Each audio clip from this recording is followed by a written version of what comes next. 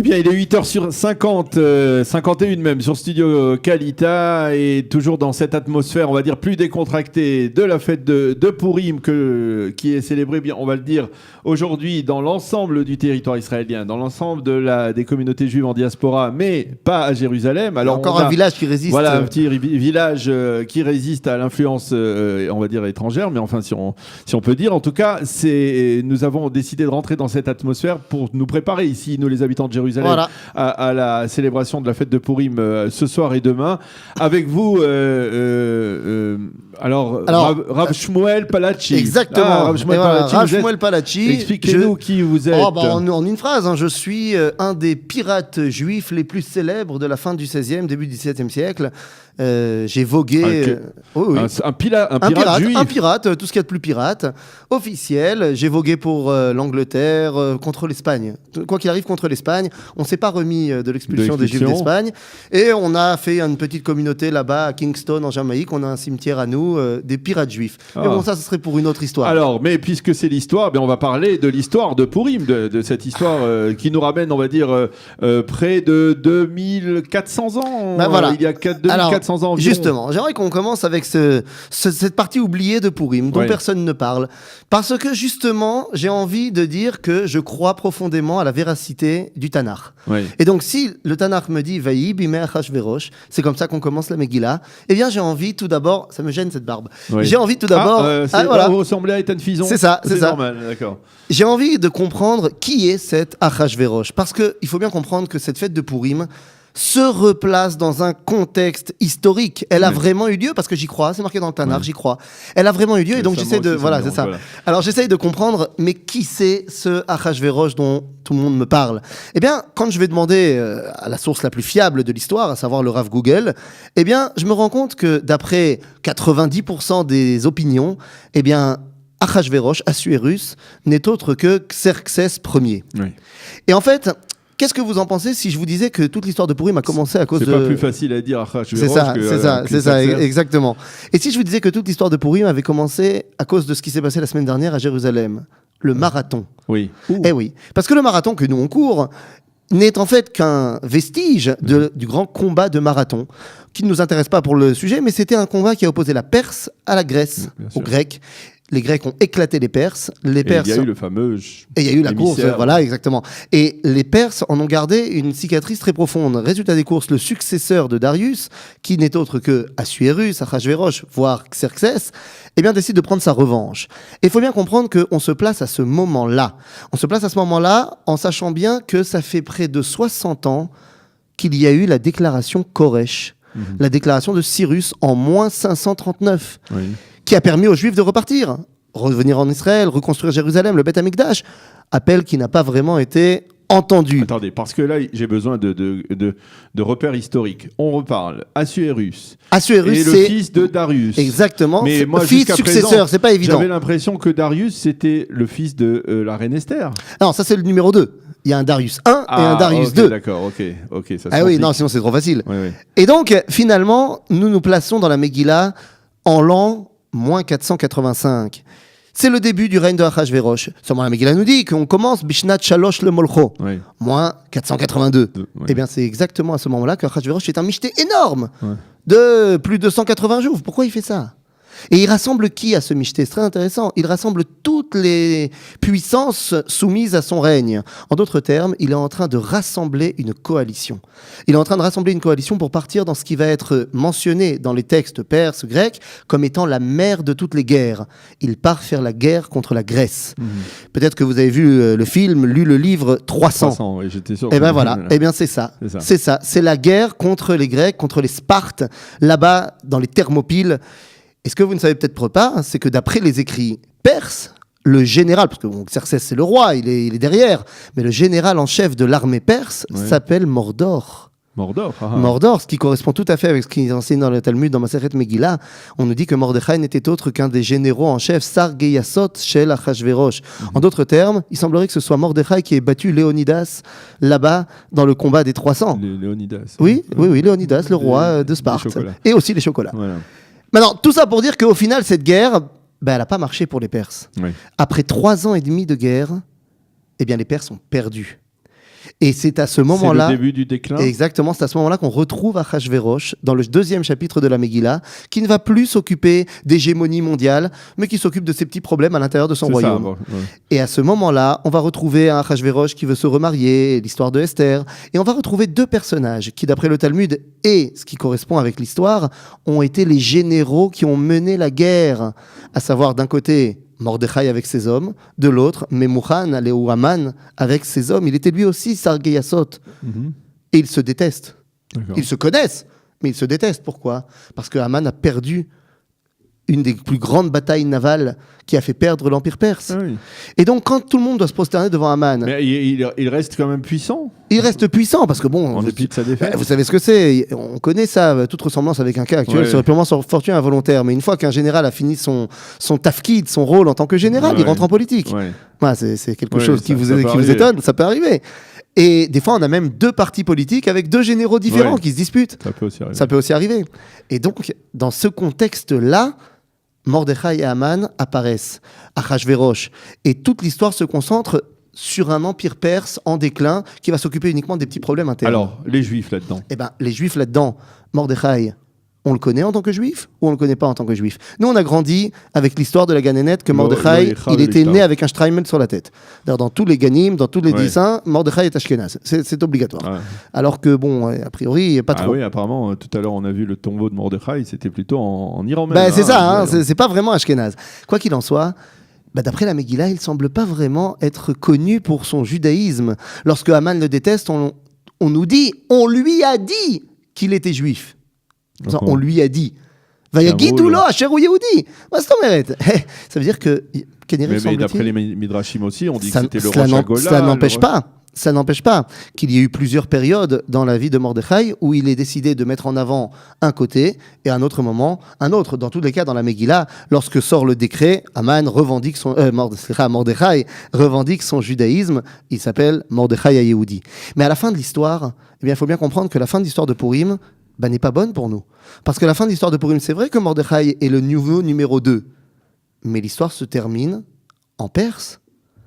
Et c'est vrai que Mordechai Yehudi est aimé par la majorité de son peuple. On ne peut pas dire qu'il y a une leçon, on va dire, entre guillemets, sioniste de la Megillah, certainement pas. Puisque à la fin de l'histoire, Vayasem Amelech Achashverosh Mas Aliyah Yam. On nous dit que Achashverosh, c'est lui le patron à la fin du film. Les Juifs ne comprennent pas le message, le danger de l'antisémitisme. Exactement. Le danger de l'extermination, il n'est pas tiré. C'est-à-dire le danger de cette Shoah qui a été semble-t-il que non. Eh bien, il n'est pas tiré à ce moment-là. Parce que ce qui n'est pas marqué dans la Megillah, c'est le chapitre 11 de la Megillah, qui n'existe pas. Ouais. C'est-à-dire l'après-Purim. Qu'est-ce qui se passe après ? C'est ça. Pour les Juifs. Eh bien, il y a 2 versions. Il y a la version des 80%, je ne sais pas, je dis des chiffres au hasard, mais l'extrême majorité du peuple juif qui est resté à Shushan, qui est resté à Suse, et qui s'est très certainement assimilé. Ouais. Pour l'autre histoire... Enfin, juste une précision, c'est-à-dire Suse, l'Empire perse, c'est on va dire, c'est important, mais il y a la diaspora la plus importante, c'est tout de même celle de Babylonie. C'est pareil. Suse, Bavel, c'est le même territoire. Ouais. La capitale a bougé de Babylone à Suse, quand les Perses ont battu les Babyloniens, mais c'est la même région. C'est la même région, et donc les Juifs sont là-bas. C'est la première version du film, et dans cette version-là, qu'est-ce qu'il en reste de ces Juifs-là ? Les Juifs du Deuxième Temple ne sont pas ceux-là. Ces Juifs-là, ce sont très certainement, au bout de 3, 4, 5 générations, changé de nom, se marier avec des Perses, et sont partis de l'histoire juive. L'assimilation. Il y a une autre histoire, celle qui continue Purim, historiquement, c'est-à-dire celle de Ezra et Nehemia. Oui. Un petit nombre de Juifs qui décident de poursuivre l'histoire en ayant compris le message et en revenant construire Jérusalem. Alors, pourquoi finalement cette fête de Purim, elle existe aujourd'hui dans le calendrier hébraïque ? Pas seulement elle existe, elle a cette importance. Je dis toujours que Pessah en Israël c'est un jour et Purim c'est un mois. Et puis pourquoi finalement même dans les temps messianiques, on dit que la fête de Purim ne disparaîtra pas. Ce sera la seule fête qui sera maintenue. C'est une vraie question. La fête de Purim est une fête d'exil à 100%. Elle a commencé, elle s'est passée, elle s'est terminée en exil. Alors on aurait pu penser que une fois qu'on revient en Israël, Géoula, tout ça, on puisse abandonner cette fête-là, qui est une fête d'avant. De diaspora. Et c'est d'ailleurs à cela que vient répondre la fin de la Megillah. Il y a un verset extraordinaire qui nous dit Ve'ayamim ha'ele lo ya'avru mitoch ha'yehudim ve'zichram lo yasuf mizar'am. Ces journées-là ne disparaîtront pas des Juifs, Et leur souvenir ne disparaîtra pas de leurs descendants. Le natif de Vologine pose la question, mais les descendants des Juifs, c'est censé être les Juifs. Donc si on m'a dit que ces journées-là ne disparaîtraient pas des Juifs, ça comprend les descendants. Et il répond, non. Les descendants des Juifs, tenez-vous bien, ne sont pas les Juifs. Les Juifs, c'est notre appellation, dit le natif, quand on est en exil. Les descendants des Juifs, c'est ceux qui sont revenus en Israël et qui se réappellent Israël ou Béné Israël. Et la Megillah nous dit, t'aurais pu penser que ces journées de Purim ne sont que pour les Juifs. Eh bien non. Sache que lorsqu'on redeviendra Israël, on devra refaire Purim. Toute la question c'est, pourquoi ? Pourquoi continuer Purim lorsqu'on est revenu en Israël ? Semble-t-il qu'il y a un message tout particulier de la fête de Purim. Alors quel est ce message ? Ah oui. Je sais. J'allais vous poser la question. C'est ça. Quel est ce message ? Eh bien hier, le peuple juif a jeûné. Ouais. Il a jeûné le fameux jeûne d'Esther. Bon, jeûne d'Esther qui n'est absolument pas le jeûne qu'Esther a jeûné, d'après la Megillah. Ouais. C'est ce que nous dit Baal Shiboleh à Leket. Il amène une histoire au nom de Rashi qui fait bien référence et il dit ce jeûne-là n'est pas marqué dans la Torah, n'est pas marqué dans le Talmud. C'est un minag parce que le jeûne d'Esther, c'était à Pessah. Comme il est marqué dans la Megillah. Bah oui. Et donc, de décaler le jeûne un mois avant, c'était à Pessah. Ouais. Donc de faire le jeûne le 13 Adar n'a absolument rien à voir. Et Rabbeinu Tam, le petit-fils de Rashi, continue surenchérir et dit non, en fait, ce jeûne-là existe depuis, j'ai envie de te dire toujours, c'est-à-dire depuis Esther. C'est un jeûne que Esther a inventé. Rien à voir avec les 3 jours de jeûne pour rentrer chez Achashverosh. C'était le jeûne... Qui était bien effectivement à Pessah. Qui était à Pessah. Mais ce jeûne-là, le 13 l'année d'avant. Mais le 13 Adar où nous jeûnons, c'est parce que Esther a lancé, avec un groupe WhatsApp énorme de toutes les femmes d'Israël, de Shushan, Abira et de tous les pays, un jeûne le 13 Adar qui devait être le jour où on devait se faire massacrer par nos ennemis. Oui. Et tous les juifs, les garçons, étaient déjà prêts à se battre. Ils avaient les armes à la main, ils s'étaient réunis. Et c'est pour ça que le Talmud appellera ce jour-là, du 13 Adar, Zman Keila Lakol. Tous les juifs se sont rassemblés pour se défendre. Les hommes partaient au combat. Les femmes ont décidé peut-être que ce serait bien de mettre avec ce combat-là un jour de tfila pour se rappeler que c'est Akadosh Baruch Hu qui va nous donner la force de battre nos ennemis. Et d'où est-ce qu'on apprend ça, nous dit Rabbeinu Tam, de Moshe Rabbeinu. Que lorsqu'il a envoyé les Bnei Israël faire leur première guerre, comme de par hasard la guerre contre Amalek, il envoie Yoshua et les hommes d'Israël se battre. Mais lui, avec Aaron et Chour, montent sur la montagne et font un jour de jeûne. Ah bon ? Et oui, parce que le Talmud apprend qu'ils étaient 3. De là, on apprend que Ta'anit Tzibour, c'est minimum 3. Donc ils étaient en jeûne.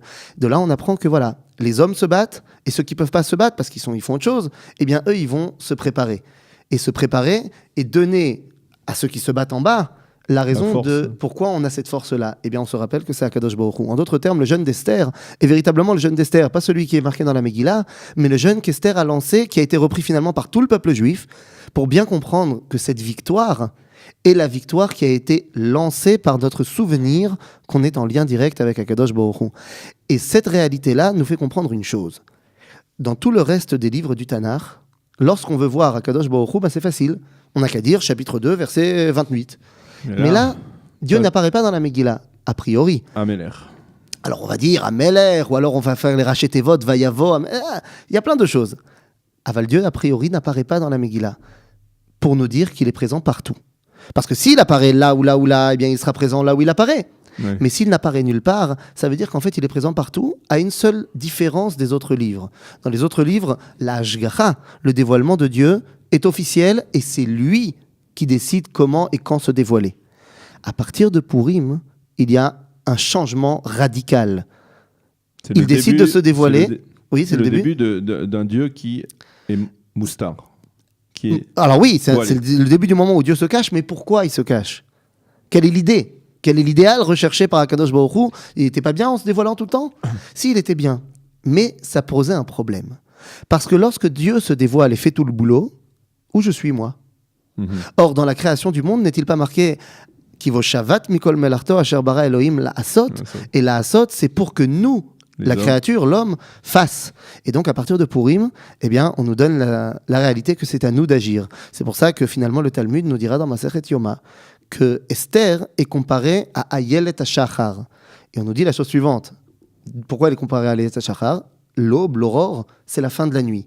De la même façon, Esther, c'est la fin des Nissim, la fin des miracles dévoilés d'Akadosh Baruch Hu. Et je dirais, ok, c'est la fin des miracles dévoilés de Dieu, c'est le début des miracles lancés par nous, par le peuple juif. Eh bien, merci beaucoup, Ravetan Fison, Shmuel Palachi de l'époque. Merci beaucoup de nous avoir éclairé sur cette signification, ces multiples significations de la fête de Purim. Merci, on vous souhaite une bonne fête de Purim. Chag Sameach à tout le monde. Ici, on va dire pendant le 14 Adar et également demain, tout Adar, le 15 Adar, Purim, Shushan Purim, ici à Jérusalem. Merci d'avoir été avec nous ce matin et bonne fête de Purim, Chag Sameach. Chag Sameach à tout le monde.